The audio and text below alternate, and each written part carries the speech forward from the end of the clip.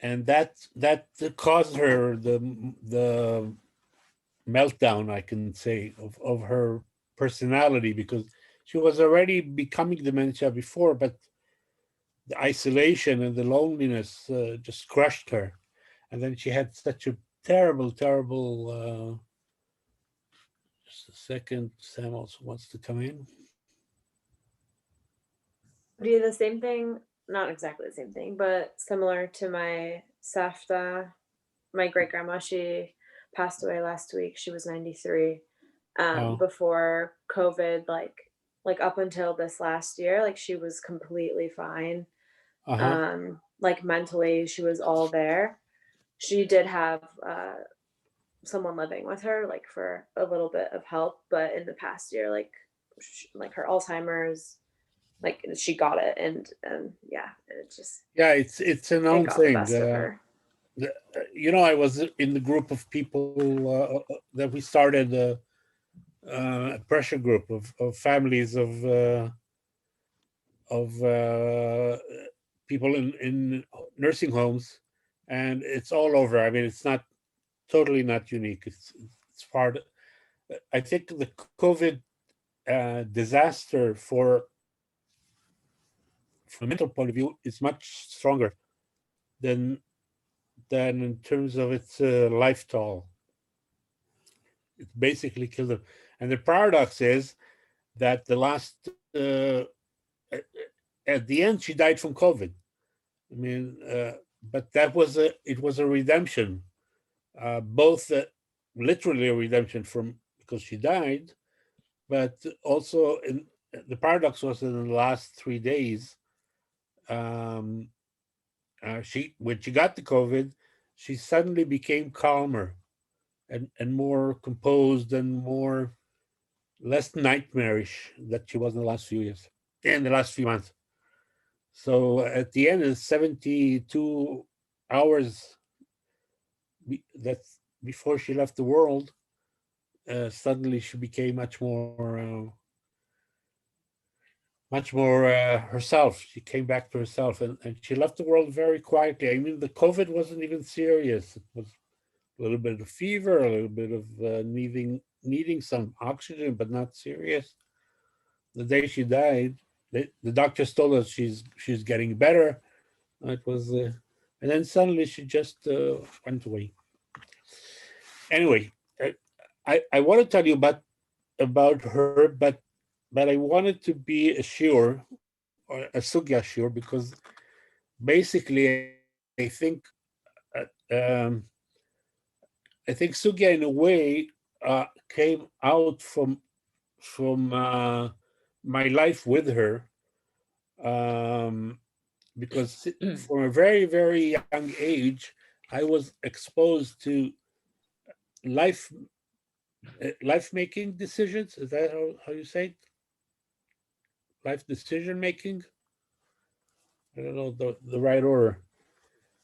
So I don't know how much I told you about her. So I'll just give you the perspective so you understand the type of issues that she was dealing with. I mean, a few years ago, I think even you're already with me. When was the 70th Jubilee of Israel? I think that's 3 years ago, 2 years ago, something like that. Um, they chose the 12 people who basically you can say founded the social uh, welfare society structure in Israel. So it was, I mean, she she was 19 when Israel was founded in 48. She was born in 29. So um, and she was already working. I mean, she was a soldier in the war, and then she started in the Independence War, and then she started working very young. First in the camps, the released um, people from Europe, the from the Shoah, how do you call them? DP camps. You know what I mean? They had camps because the British would not let them in, so they had sort of refugee camps. Like, so she started working there, doing social work, and then after on, she was one of the social workers working with Aliyah from Arab uh, origin uh, countries. And basically, she was one of the 12 people who were commended by the Ministry of Welfare, something like that, who founded uh, the whole social life. But she was the one around children. I mean, everything that her immediate responsibility was for adoption, children's adoption. She founded the service. It's called the Shirut Leman Hayeled, the service for the child. And so it started. I think, Emma, you said something. I don't know where we met now about orphanages. So one of the first things she did was to close down orphanages. Um, it's in. It was a.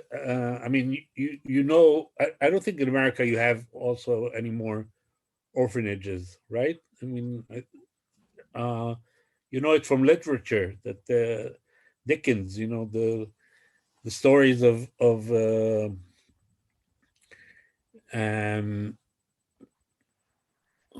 of children, you know, being orphaned, and now we have the story of. Did you see the series, the Gambit Queen, or? Yeah, the Queen's Gambit. So the first thing she did was to fight against orphanages, that children should have families. That was her principle.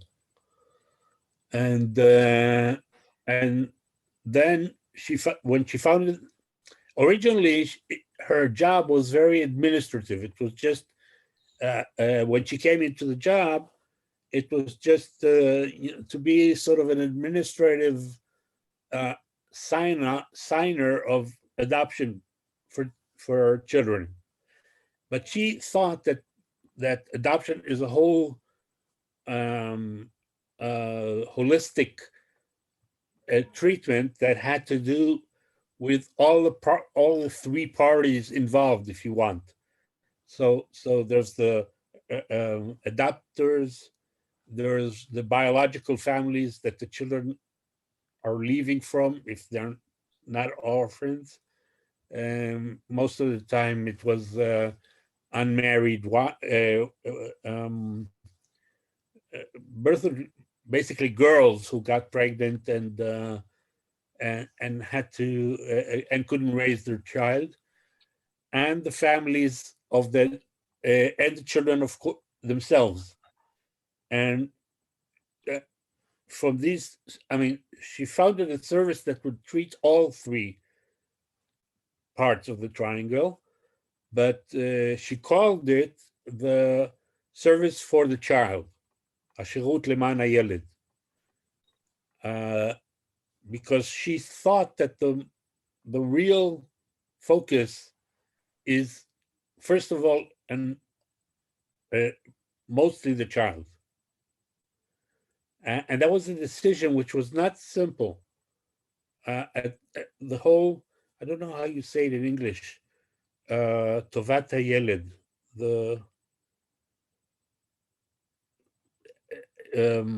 you know what I mean?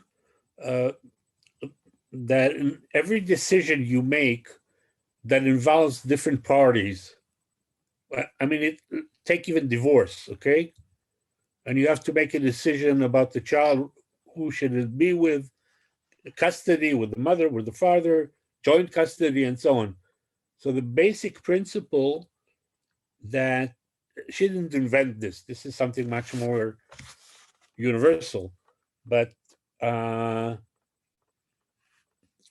but basically she brought it to Israel, and the idea is that the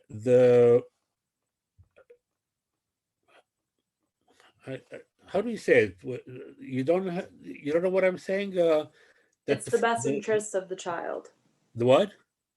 Like whatever decision is made is in the best interest of the Best child. interest. Right, exactly. That's the terminology. The best interest of the child. There was now even a movie released with Emma Thompson, I think, as a judge. A very good movie. That's was called like this: the best interest of the child. So anyway, to put the child in the middle and not the needs of the biological families or even the adoptive families. That was one of the things that was always in the focus, and calling it this, even though she was dealing with it to other, she had to work and facilitate, was part of the whole thing. So closing down the orphanages, creating this service, and we're talking about Israel. I mean, this is she's one of the founders, like many things in Israel that we had to found from scratch. I mean, it's building a country, right? It's like Americans are talking about the founders, right? What did the founders do? So she's the founder of this area in Israel. Later on, she created with some friends the Council for the Safety of the Child, which dealt with everything, from child abuse and things like that. Again, the National Council of the child's welfare. Then she brought it into Israel the whole idea of family therapy. That again, everything had to be, started. And so on and so on. I mean, that was her life's work in Israel. And I'll I don't know how much I want to go a little bit to learning, so I don't want to go too much. I can talk for a few hours about stories that are connected to her. I'll just give you one example, okay, that you can understand the different sugyot that she had to deal with. Okay, she was viciously attacked all through her life. I mean, if you Google her in Hebrew, you'll find things like the child kidnapper, or committing, or the woman committing crimes against humanity, which usually came from mothers who couldn't raise their children, or at least to my mother's opinion, they couldn't raise their children. She dealt with everything from alcoholism, mental health sickness in parents, usually mothers, children where the father murdered their mother. I mean, it's happening a lot. What do you do with the child afterwards, right? I mean, everything you can think of, prostitution, children of prostitutes. So another thing that she invented, basically, not another. The two things, at least, that she invented globally, that she's considered the founder of them. One is instituting homes for sheltered home, you might call it, for these unwed mothers who had to be drawn from society because their families might murder them, or even if they don't murder them. So she put them in this sheltered house and created. She was very creative and created cover stories that they went abroad for studying or things like that, so the families won't know what really happened. So she invented that, and at the same time, um, I'll tell you an interesting story. Uh, um, a lot of these unwed mothers who had to hide were Arabic mothers, and there, it was really a danger, life literally danger. So what do you do with the children? The problem was that most of the Arabic family, the Arabic society was not into adoption. It wasn't in their concept of social concept. So you had these Arabic babies. What do you do with them? So one option would be that Jews would adopt them. The problem was that she said, what happens when they become of age? When they get after 18, they can ask to look for their biological identity. And if they find out then that actually they are biological children of Arabs and adoptive of Jews, it's creating a whole crisis, identity crisis for them, which is bad enough if it was any other two origins, but certainly when you're Jews and Arabs in the middle of such a bitter conflict. So what she did was she created a connection with the adoption service in Sweden, and basically, uh, I don't know how to say it, but uh, uh, she she sent these children to Sweden under the eye of the law. I mean, she never cared about the law. I mean, she cared about children. The law was less than a recommendation for her. Uh, uh, I mean, she got the papers okay for them. I mean, you can smuggle a child outside the country without something. I mean, they would stop you at the airports. So she got the signatures from people, but as far as I know, my mother, uh, um, she didn't really. The people who signed didn't really know what they were signing on the papers. She was very charismatic and very tough and very um, uh, anyway, people feared her. Um, so uh, so basically she smuggled the children out. Now, just a lot 2 years ago, one of the adopted girls from Sweden came to look for her mother in the territories. I think it was near Nablus, and she wanted to meet my mother because actually my mother was the one who created this type of connection. So that's again one of the things um, today we know about adopting from different countries, but before her, I mean, adoption was always in your own state, in your own country. Um, so that's one thing she invented. The other thing she invented was adopting handicapped children. Uh, that was something that nobody thought about. I mean, usually adoption was associated with children, with babies, with very young children, but uh, children who were, and there were a lot of children who were left in hospital, abandoned in hospital because of their handicap. Now I'm talking about before my son was born. It wasn't because of my son; it was the opposite. When my son was born, uh, we had all. I mean, she was connected to all the top professionals in the country, who she could.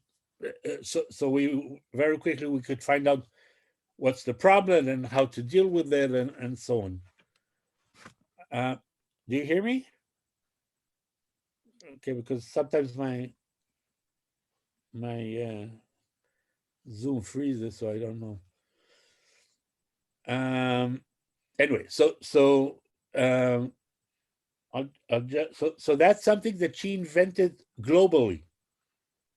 She had a project for Down syndrome children. I mean, she was a lawmaker. I mean, she wasn't a parliament member, but she got the first adoption law in Israel, which was considered very advanced in the world, and people would come from all over the world to see what's going on in Israel. I mean, like they're doing now with the COVID vaccinations. I'll just give you an example of a friend of a professor from Canada, I think, David Kirk, who was one of the top researchers of adoption, an academic who came to visit in Israel, and then she would always invite them to our home for Shabbat dinner. And he had a very good sense of humor, and he told me, "Your mother is a welfare totalitarian." I don't know if you understand the humor here, but I mean, she knew what she basically she played God. What I'm saying, life decisions, life and death decisions. She decided which child should be taken out of his biological family, and which parents are equipped. She had a whole battery of tests before for parents who wanted to adopt, before deciding who would receive the child. And I mean, these are when I'm prepared for I'm going to do a series of discussions. Not necessarily with you, only if you would be interested in the different dilemmas that she dealt with. So I came upon one of the judges, the Supreme Court judges. By the way, all the Supreme Court judges, I'll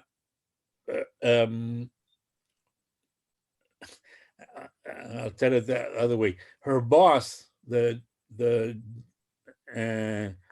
secretary of not the political, the professional boss of the welfare ministry, called us to talk about my mother, and he said, basically, theoretically, I was her boss, but really, she was everybody's boss, including the Supreme Court judges, because she would hold seminars for the judges in order to teach them what they should think, I mean, about adoption. I mean, this was the way she thought. She was doing things from all over from all aspects, attacking the issue from all different aspects. And I'll just give you another example. I remember as I was already a teenager, one day she came home with a baby, this time not a baby, but a 1-year-old child. Basically, we had all the time we had children. But long before I became father of a handicapped child, she would bring home her work literally. I mean, she would bring blind children and handicapped children for Shabbatot, so they will have some feeling of a home, and until she got them adopted. So one time she brought a child over, and she told me, "Don't be surprised if the police will come knocking on your door, on our door." And when I asked her why, she said, this child was in the middle of a very hot dispute between the biological family and her, basically the service. Uh, her and because of bureaucracy, the Supreme, and because it took time until the decision was made, the court said that the child has to go into a neutral facility until the decision is being made. And my mother said, over my dead body, literally, and she just kidnapped basically the child from under the judge's Supreme Court I'm talking about, okay? So that you understand the proportions. And in order that he will not go to any facility, but he will have a close family in the meantime until the decision is made. So this boss of hers told me she was not only my boss. She said he told me not only that I wasn't her boss, but she was everybody's boss, including the Supreme Court judges. So I'm trying to give you the big picture, okay, of the whole of everything she has done. I'll tell you. I have to tell you the origin of this whole thing. My mother was born under the name of Bat Ava, the daughter of love, or love child, maybe, yeah, love child. That would be the right. She was called love child, Bat Ava, the daughter of love. Why? Because actually she was born outside of marriage.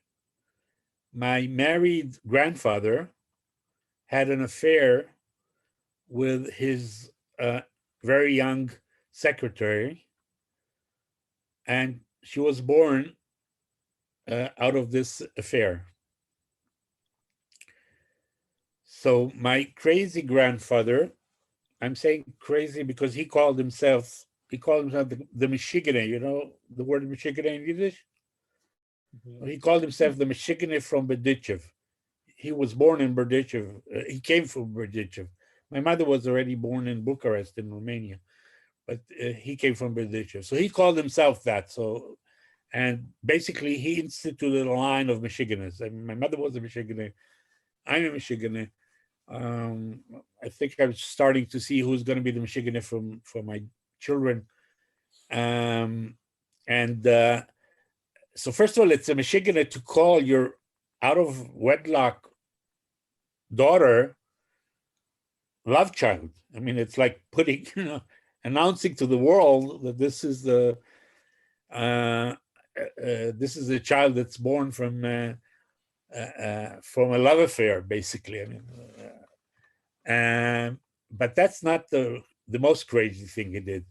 The most thing he did is that he decided that she would be brought up not by her biological mother, but by his lawfully wedded wife, which was crazy. I mean, think about this poor woman. I mean, he didn't leave his wife.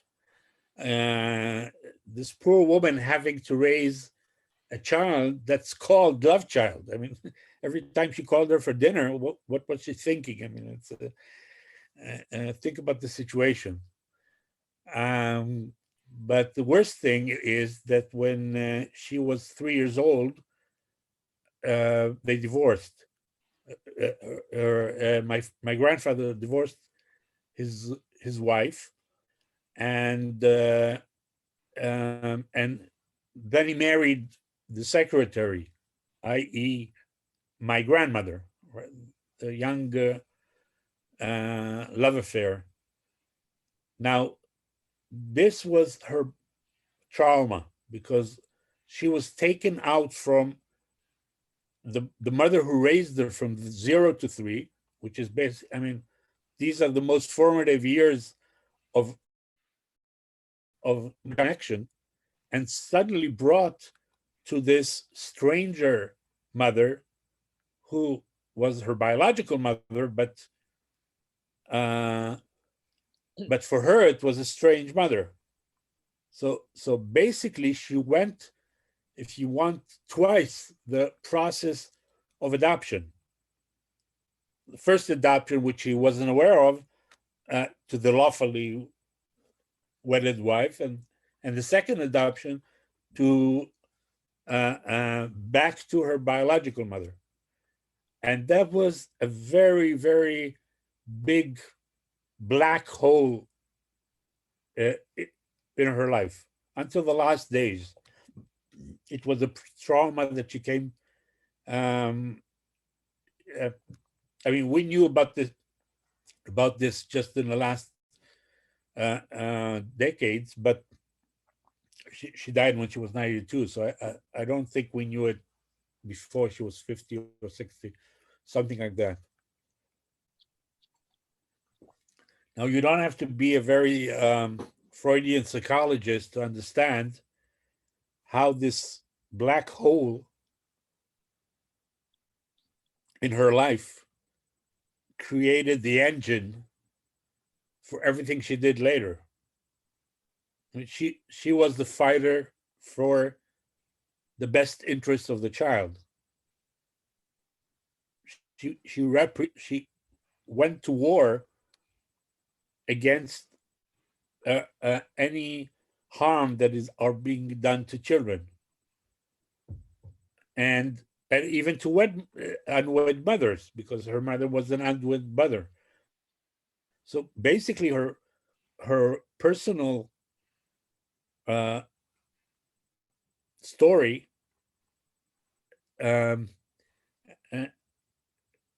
was the ignition, the starter for her life's work. And that's something I think I probably have told her this many times. This is a basic way to look at your life,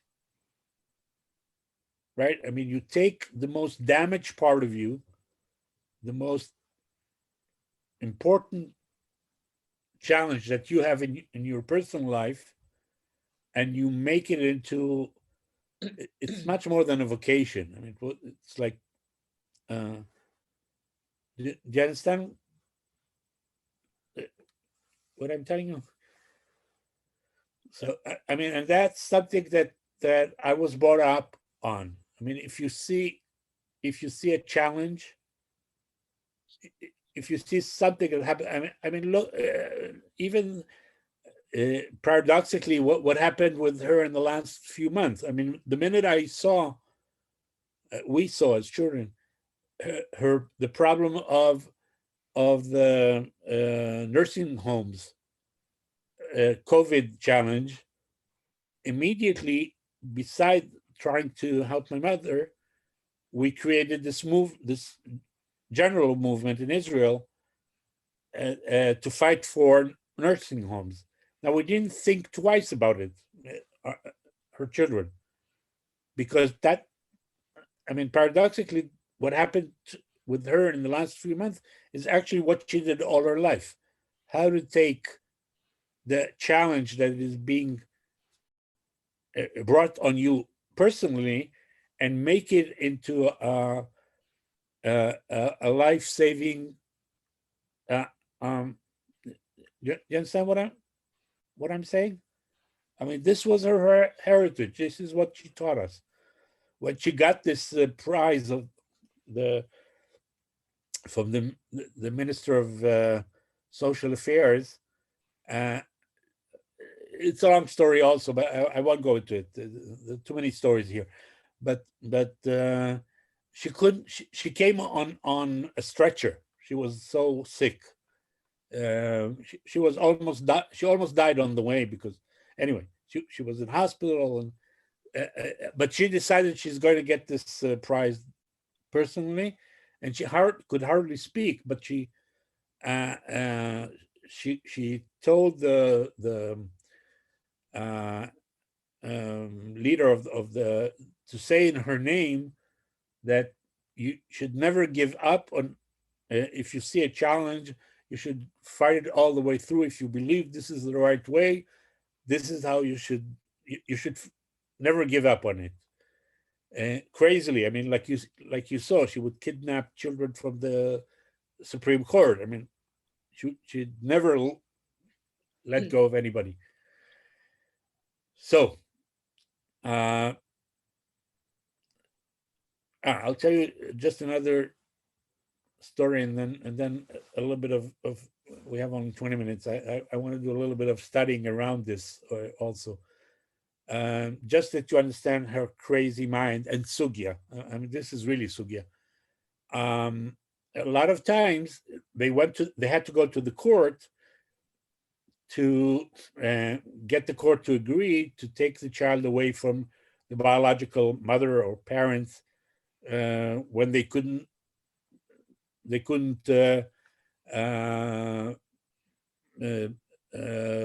raise them by themselves.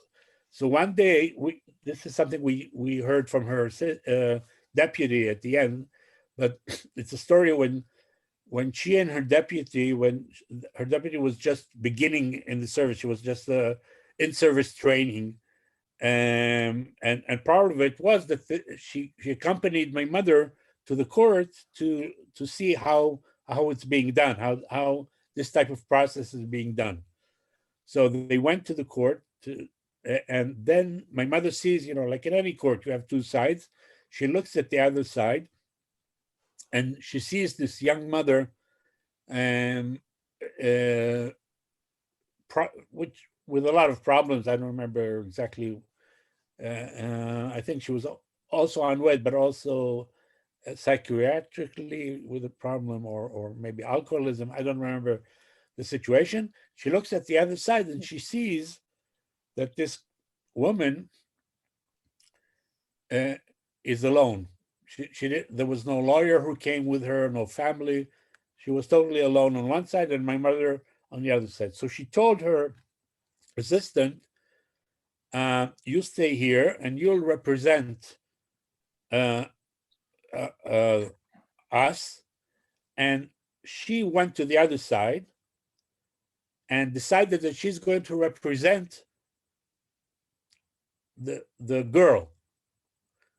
Now, you have to understand how crazy this is, because, I mean, she's going to represent a position which she's against, right? Because she thinks that this child should go to adoption. But she couldn't accept it that this woman will be abandoned alone. So now, what do you think the outcome of the trial was? Did she beat herself? Of course. I mean, on one side, there's this in-service training social worker. And on the other side is the head of the adoption services in Israel. First of all, in terms of knowledge and her abilities, but also, as I told you, the judges were terrified of her.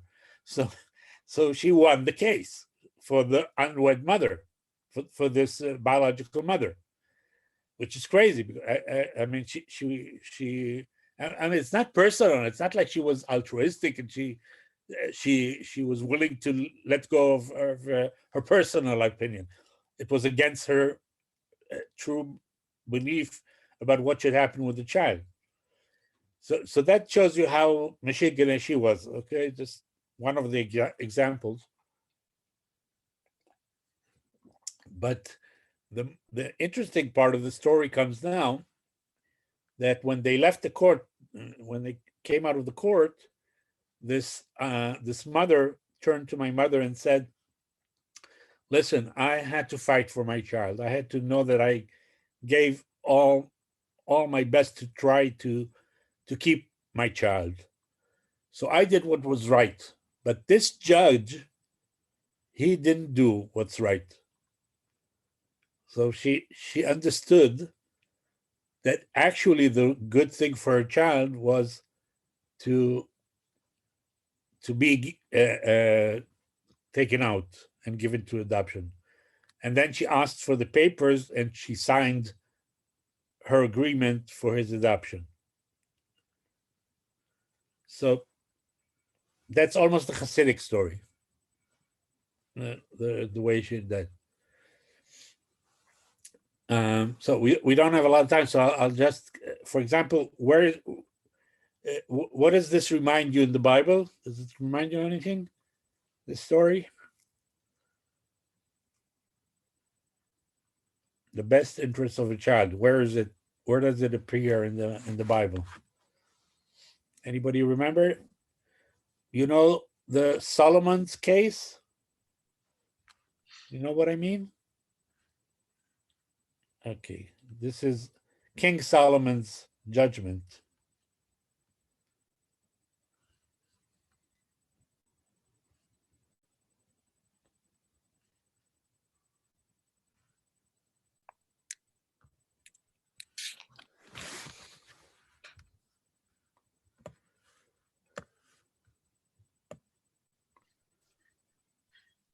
Who wants to read? Alan, you've long time since you've read. Sure.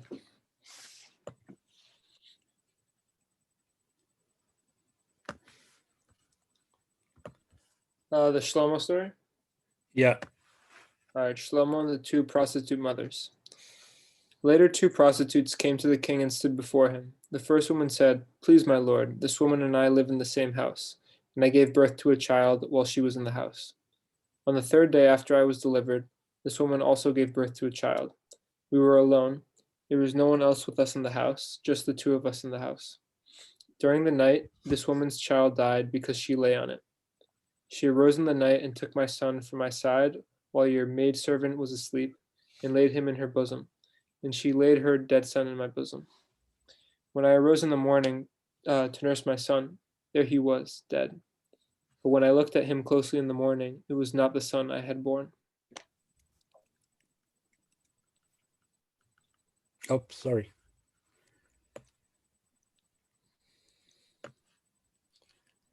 The other woman spoke up. "No, the live one is my son and the dead one is yours." But the first insisted, "No, the dead boy is yours. Mine is the live one." And they went on arguing before the king. The king said, "One says, 'This is my son, the live one, and the dead one is yours.' And the other says, 'No, the dead boy is yours. Mine is the live one.' So the king gave the order. You don't know the story? No. It's one of the famous stories about. This is Bible, okay? We're talking about kings. It's a direct. This is the way it's written in the Bible. So what does he do? How does he make the decision? How does he know who's the real mother? Right? What should he do? He threatens to kill it. So continue. So the king gave the order, "Fetch me a sword." The sword was brought before the king. And the king said, "Cut the live child in two, and give half to one and half to the other." But the woman whose son was the live one pleaded with the king, for she was overcome with compassion for her son. "Please, my lord," she cried, "give her the live child. Only don't kill it." The other insisted, "It shall be neither yours nor mine. Cut it in two." Then the king spoke up. "Give the live child to her," he said.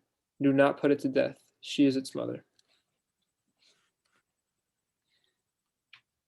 So what's the basic paradox of who's the real mother?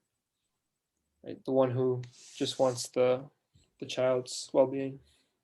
Well-being, and she's willing to give him to somebody else. Right. The one who's willing to sacrifice her motherhood for the well-being of her child. And that's something that my mother always told me. How did she convince mothers to allow them to let go of their children? She always told them that the most important motherhood thing that they can do for their child, since they can't really raise them, so their motherhood is to give him away, Okay, the ability to be a mother to a child by giving him to somebody else. That's where they're implementing their motherhood. It was my mother didn't know a lot of Bible. I mean, she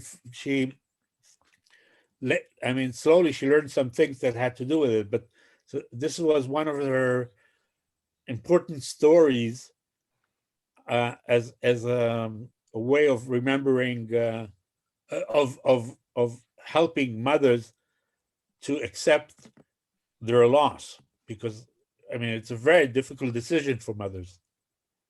The natural instinct of a mother would be, no, I can raise him.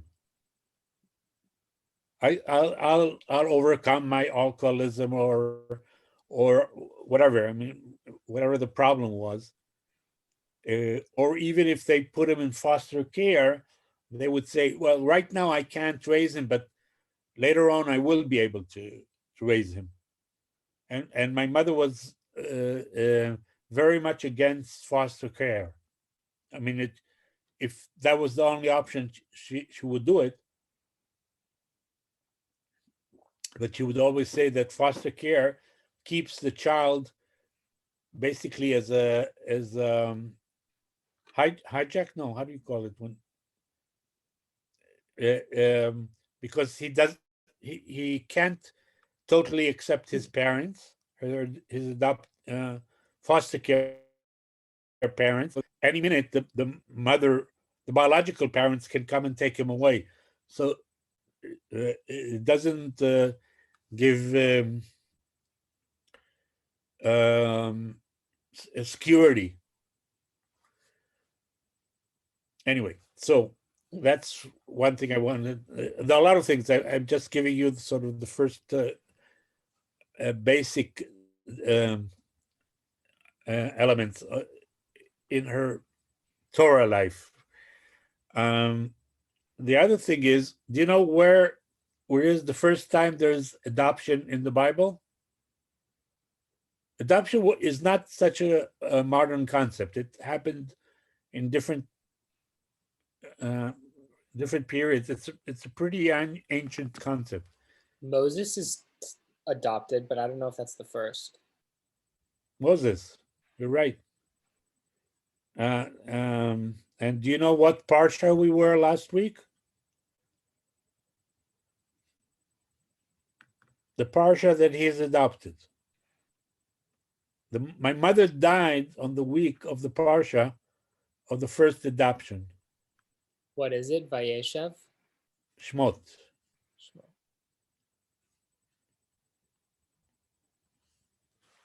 Well,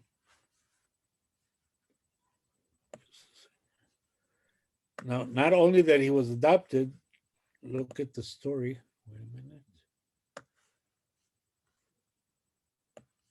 Kaya, you want to read?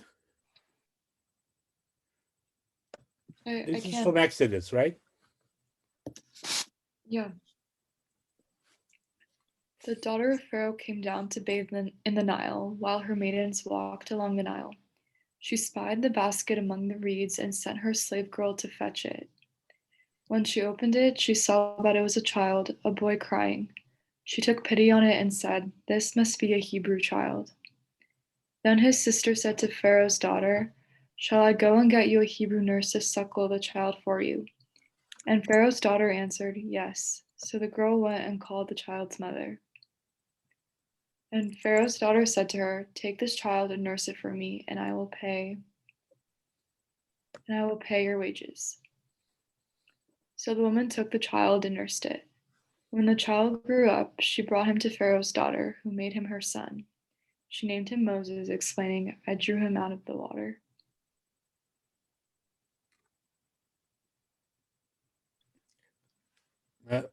I bolded the most important part, not the most important, but the literal part. Not only that she adopted him, but she was called his mother. She made him her son. and she is the one who gave him his name. Now, this is it's almost an unbelievable story that Moses, right, the leader of the Jews, the one who created basically the Jewish people as a nation, actually is being a child of Pharaoh, a child of the daughter of Pharaoh. Not only is he brought up by her, he's named as her son. Why? I mean, I don't know if you ever thought about it. What's this crazy story? What's the idea behind it? Right? By the way, if you look at the whole parsha of the whole story, Moses is basically saved by 4 activist women. In the beginning of the story, the how do you call it? The women who helped the Midwife. other two, what? The midwives. In the beginning of the story, it's the midwives that are being told to kill every male born by Pharaoh, and they don't listen to him. Then there is his mother and sister who decide to hide him in the Nile. And then comes the daughter of Pharaoh. Now, you have to understand, it's not just that she's compassionate and she takes him. She's going against the decree of her father. Right? This was a decree of her own father, and she's basically rebelling against him by taking this child. She's saving one of these children. And then at the end, there's a story with his wife. I won't go into it. Now, usually in the Bible, women are passive, right? I mean, look at the 4 mothers, and I mean, sometimes there's a personal. Rivka was trying to get Jacob to become to get the blessing and so on, but if they do anything, usually they're not doing anything, like Sarah and so on. But if they do anything, it's only on the personal level. Now here, these 3 women are at least the first 2, the midwives and Pharaoh's daughter, are basically doing something which is not for their own personal interest. Right? They're doing, if you want, the general, the midwives for certain, a policy. So this is the only parsha in the whole Bible where women activists are doing something so important. And basically, you can say, if there weren't these actions of these women, we would not have the Jewish nation as we know it. There would be no Moses. I was stunned when usually you don't think about when you go to synagogue and you hear to read the Torah, you don't think about all these things. Suddenly, because it was the week of my shiva, it was the Saturday of my shiva, it blew my mind off that my mother activist, my mother never saw herself as a feminist. I mean, it was funny. If my father was washing dishes and somebody would come to visit, she quickly told him stop. She didn't want anybody to see him washing the dishes because that's not something a man should do. You have to understand, she died, she was 92. So think about where she was brought up, okay, in terms of feminist values. So she wasn't a feminist, but ideologist. I mean, in practice, she was a career woman in the most extreme sense of the word. but she did identify as an activist, and suddenly she dies on the week that this portion is being read. Now, if you don't, if it's not enough for you, the story, look at how Chazal in the Talmud, what they learned from this story. Emma, you want to read? This is Talmud, Megillah. Sure. When Rabbi Shimon ben Pazi introduced his exposition of the Book of Chronicles, he said as follows: the same individual might be called by various different names, as in the following verse. And his wife, Yehudiah, bore Jared, the father of Gedor, and these are the sons of Bethiah, the daughter of Pharaoh, whom Mered took. So, Why is first of all, you have to understand the context. You know, the last book in the Bible is called the Book of Chronicles, okay? And it has sort of a short version of the whole history of the Bible. And it includes different names, sometimes very different from what we know from the original stories. So the Talmud says that you have to understand that not always the same names that appear here are the names that appear in the original stories. So his wife, the Yehudiah, yeah, bore Jared, the father of Gedor. Now Jared, and then it says that these are the sons of Batya, the daughter of Pharaoh. So who is the sons? Who are the sons of Batya? Okay, so keep reading. Why is Pharaoh's daughter Bathia referred to as Yehudiah? Because she repudiated idol worship. The Gemara asks, did Pharaoh's daughter bore Moses? But she didn't. But didn't she merely raise him? Rather, it is telling you that anyone who raises an orphan boy or girl in his house, the Torah ascribes him credit as if he gave birth to him. So it's not just that she adopted, but the adoption becomes a real parenthood.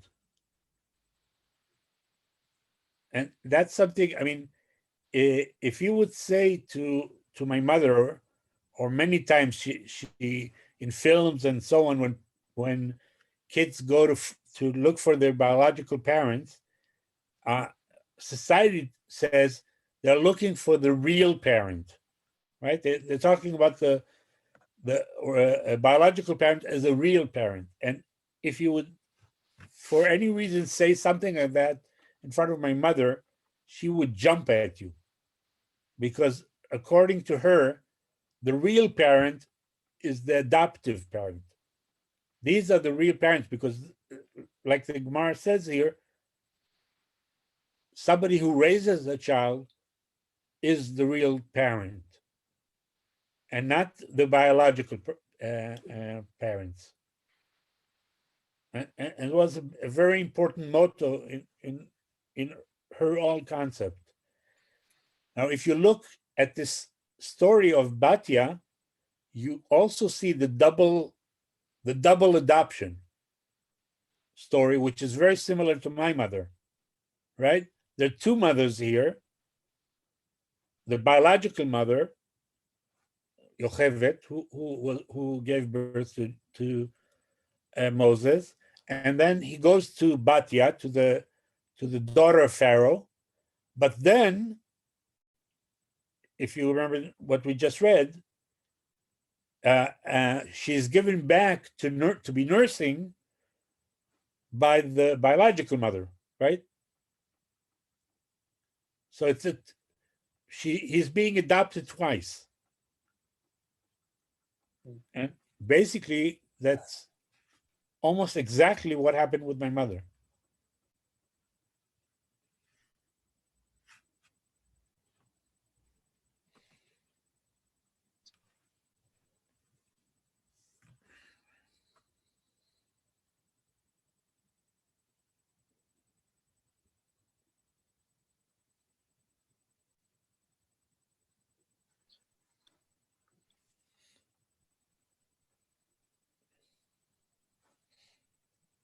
Do you want to comment or question or?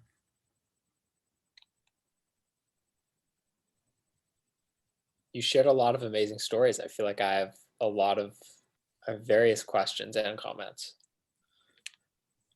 Go for it. Well, I'm curious, if you said your mom was not very religious, how did you become religious? I thought you knew. She wasn't religious at all. I'm a third generation of mixed marriage between religious and non-religious. I didn't tell you the story? You might have told us, in 2018, but I don't remember. The story, I mean, it has to do with her crazy father, her Michigan father. He was the most important, he was the parent, the real parent for my mother. Because of this whole, I forgot to tell you something even more peculiar about this story. We had in our family an aunt, which was called Auntie Berta. And she was a very close part of our family. She would come to us every two Shabbatot to be with us on Shabbat. And I have pictures as a baby child with her holding me with my parents around. And even my bar mitzvah, there's a picture of the whole family. And she's on one side, my mother in the middle, and then her mother, my grandmother, on her side, and I'm behind. I mean, she was a very, very essential part of the family. Do you want to guess who was Auntie Berta? The stepmom? The real mom, according the to real my mom. mother. Okay, the lawfully wedded wife of my grandfather. And she was a part of our family. I mean, we never knew because we didn't know the whole backstory until I became suspicious when my grandfather died, and his I was only 10 years old then. I was going all through when you sit on Shiva, the sort of papers and things that belong to the person you're sitting on, and suddenly I found in the papers a divorce paper of my father from sorry, not my father, my grandfather from Berta, and it was the first time. I mean, I saw why is there a divorce with a Berta? Berta is my aunt. It wasn't clear to me. It took me a few years to start to put the puzzle until my mother was willing to tell the whole story. But in the beginning, I mean, it wasn't such a story that usually, I mean, today you can tell it, people accept these type of stories, but it was, from my mother's point of view, it was a story that had to be hidden for many years. So I was reminded of this because of what you asked. So because of all this turbulence between the mother, my grandfather, who was a very lively character, as you can understand from his actions, was the real parent for my mother. He was totally engaged with her. He called her love child, and she with him. And he would travel all over Europe as he was a music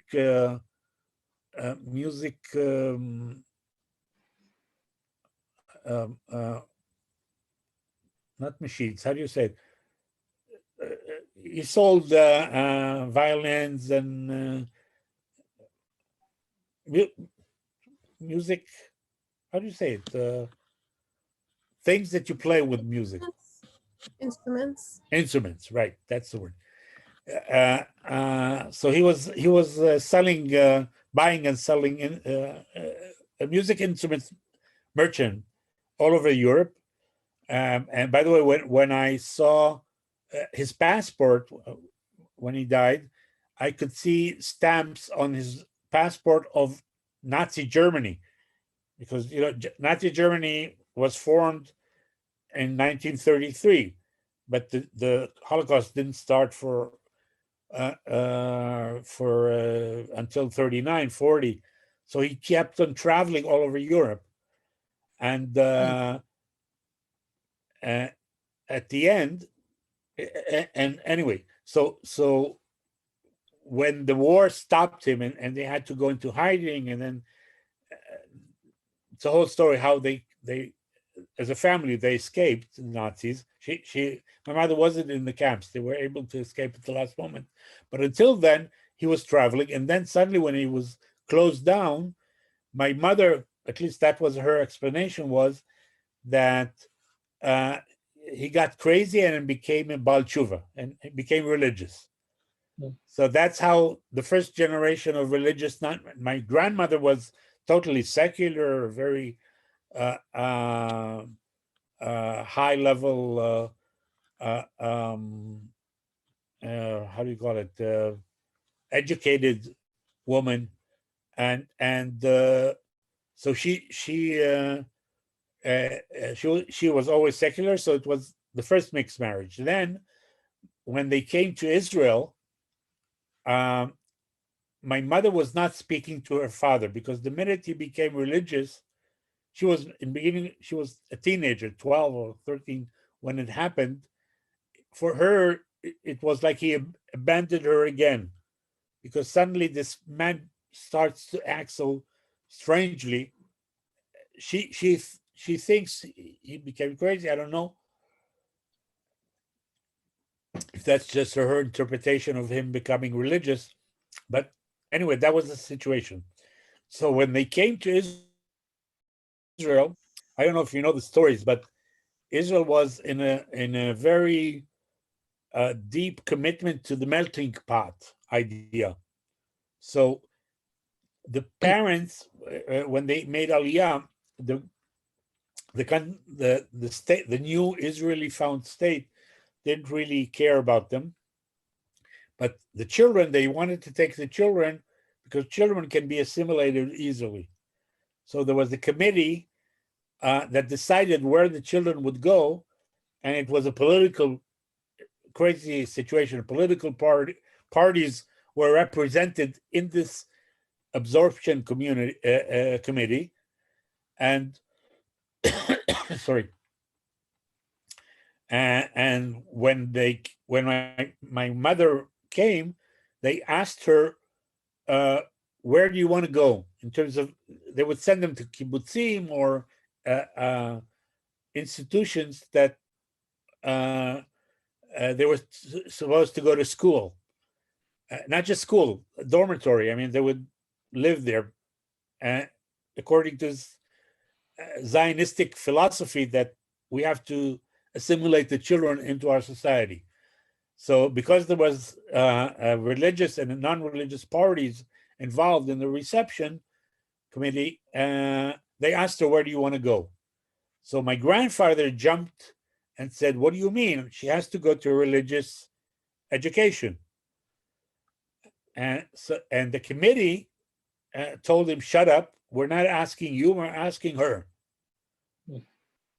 Now, she couldn't accept, I mean, she wasn't talking to her father for a few years though, but she couldn't accept his this humiliation of this committee to her father. So she said, I will go, I will do what he wants. I will go to a religious setting, but on condition that I will not be forced to be religious. So they sent her to religious high school in Jerusalem, high school dormitory, and they really didn't force her. Now, at the same time, my father, who was a kibbutznik, he's one of the people who founded one of the religious kibbutzim, came for a sabbatical in Jerusalem, where they used to go to a yeshiva, the Merkaz Harav, the Rav Kook's yeshiva, which later on I studied in. That's my basic yeshiva for 10 years was there. But at that time, we're talking about the 40s. It was a very, very small plural level yeshiva, so they didn't even have a kitchen. So they had an agreement between the this girls' high school and the yeshiva that the yeshiva boys would come and eat at the girls' high school, and that's how my mother and my father met. And that's why my father, who was religious, married my non-religious mother. Hmm. So that's the second generation. The third generation is me and my wife. I think you know about it. So anyway, that's to answer Sam's question. Wow. We're a Michigan family. I mean, I didn't just say it for the sake of saying it. I mean, it's a crazy story.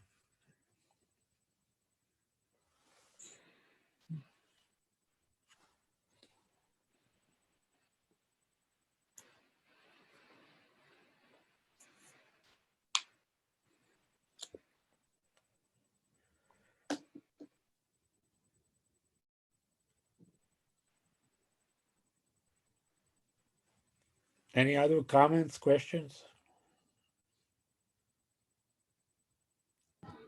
Udi, we wanted to make a donation to an organization in your mother's name, and we were wondering what organization you was meaningful to her, and like you would like to continue her legacy through, and we would like to make a donation. I think it would be to Sugya, because it's interesting. I told you my mother wasn't religious, but because basically I mean, this is something, if you're more interested, we'll talk about specific issues and dilemmas that she dealt with. And in the last years, she even participated in some of my sugya discussions. And she was very, I mean, she kept on asking me, even when she was almost wholly demented, she would keep returning and asking me what's going on with, she didn't even remember the word sugya, but the thing that you're doing, having dilemmas and discussing different options. This is what I've done all my life. I had to make decisions between the different options of I mean, she didn't do theoretically sugya, she did a real practical sugya. So but you know what, I'm too much involved. I'll ask my brother and sister about it. Thank you for thinking about it. But No, but we'd like to make a donation to Sugya. So if you could, I'll message you directly. But we'd like to do that. But let me ask my brother and sister, because I might be, I have an interest here for so.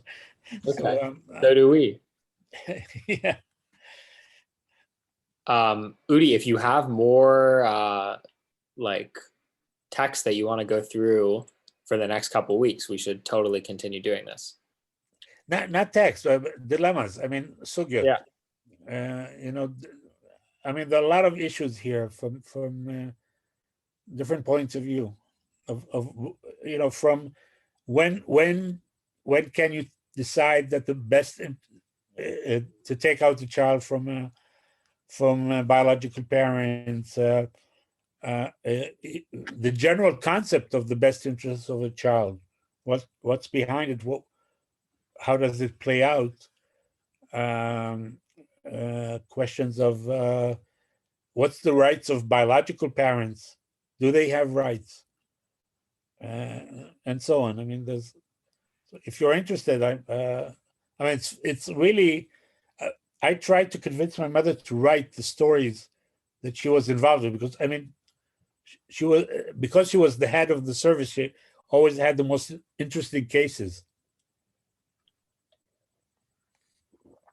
So if it interests you, I'll be happy to. Yeah, I just gave definitely. you the two basic examples from the Bible, just to get the picture of how complicated it is. I tried to get my mother to write the stories. I told her I'll make a TV series out of it because it's such dramatic. I mean, there's nothing more dramatic than adopt children who are being adopted, orphans adopted. It's like it's a telenovela, type stories, over dramatic. But she wasn't a writer. She was a doer. She could write very nicely, but she was always doing something. I'll tell you just the last. You know what? I'll tell you next time when it has. Remind me if I forget the story of the LGBT adoption story. It's another aspect of adoption that she was involved with.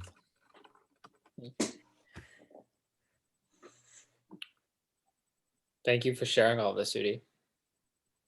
Thank you for listening. Of course. How are you doing? I'm basically right now much more happy about her being redeemed from her nightmares, because in the last few months she was in a nightmare situation. I mean, she was being haunted all the time by paranoia, terrible things. I mean, she would, I mean, it's like things from her biography, but magnified. For example, she was thinking that she's living in a factory that produces meat for food of children. I mean, children being grounded into meat. I mean, horrible stories like that. Now, of course, you can see the connection to her caring about children who were being assaulted, and she's living in this place, and everything, her whole month now were fighting. She was kept on fighting against these vicious, and her caretakers were automatically the enemy. They were representing the bad guys. So she would not let them get close to them, and she would kick them, and they would run away. It was terrible. Or she. I'm not talking about dreaming. I mean, it's nightmares, awake my nightmares. Or she dreamt that, not dreamt. She was she got herself into the situation that she's living in a whorehouse where they sell women for prostitution. And again, she had to try to fight this. The last night that I met her, that I saw her, which was a few days before she got the COVID. She died at the end from COVID. But in a way, the COVID at the end redeemed her. So the last week that the last time I saw her, I mean, every time this type of thing would happen, I would have to go there to redeem her, to save her from these awful enemies.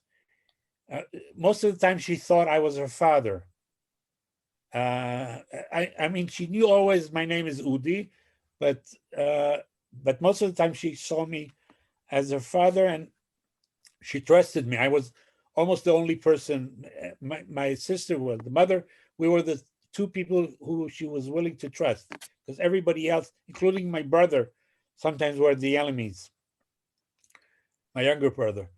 So the last time I met her, she was under British mandate. You know, the British didn't allow Jews escaping for the Holocaust to come into Israel. You know the story, right? Mhm. And they were kept in sort of like prisons, camps, prison camps, and my mother saw herself as one of these Jews under captivity, and that the British are holding her, and their caretakers were British police women who were holding her. Now, what I had to do is every time come there. So, and we I came, and you couldn't convince her that she's not there. So I came there, and I had to first save her. So I took her in a wheelchair, and we escaped the British camp. Okay, so called this. Okay, I got into the play. I acted out with her as her nightmare. So I saved her from the British, and I took her out, and we went to another place in the building where she was less familiar, and we sat there and we talked, and then I said, okay, now let's go home. And then we went to the lobby of the building, and I asked her, is this where you live? Do you recognize this? And she said, yes, this is my building. And then we went to the elevator, and I asked her, do you remember which floor you live on? And she remembered, because in the elevator, every time the elevator stops, it says 6th floor. So she remembered she's 6th floor. I asked her to press the button so that she would be active in taking back her life, to taking back the control over life. So she pressed the button, and we got out on the floor, and then we started searching for her door, as if I didn't know, because I asked her, I want you to tell me where you live, until we found the door that on it was written Aviva Leon, her name, and then she said, oh, this is my house, and then she came into the house, and I was able to put her to sleep, and that was the last time I saw her. And again, it's very comforting for me that the last thing I did with her was save her from the terrible enemies.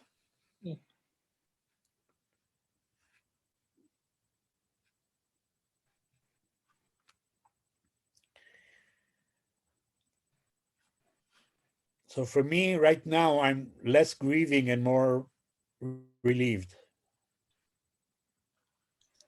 I'm not surprised that you've taken a very enlightened view. I wouldn't expect anything less. No, it doesn't have anything to do with enlightenment. I mean, if you saw her suffering, it was really a relief. That the paradox was that the COVID caused the isolation that caused this mental deterioration, but at the end, the physical COVID, she wasn't very seriously ill. Even it was, she got the COVID and she was hospitalized, and even got much calmer emotionally. And I couldn't go and see her because I was isolated, because I was with her when they found out I was with her in this time. So my brother was able to come in and tell her how much everybody cared for her. And for example, by the way, that's the first time in almost a year that she said, she told him that we shouldn't care only for her, we should care for everybody. Okay, that's again so in the last moment, her last moments, she came back to her, basic identity as a person of a savior of the world, and not just of herself, which was something that was gone in the last half year. So from my point of view, and she died very quietly. She wasn't suffering. the symptoms were becoming easier. The morning she died, they had a doctor's visit in the department, and they told us that she's getting better, and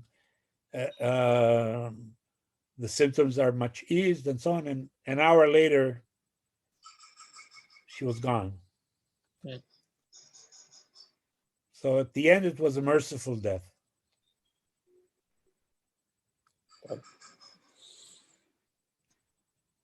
Okay. Unfortunately, I have to run. I have another Zoom. No, it's okay. I have to go and say Kaddish. I'm starting. It's already 6:30 now, so I have to go to the synagogue. All right. Be well, Udi. Good to see everyone. Thank I'm you. looking forward to meeting again soon. So if you want, we'll have Sunday night again. I'll be here. Bye. Thank you, Udi, so much for sharing the Yeah. stories. Thank Very you. Bye. Thank you, Udi. Thank you.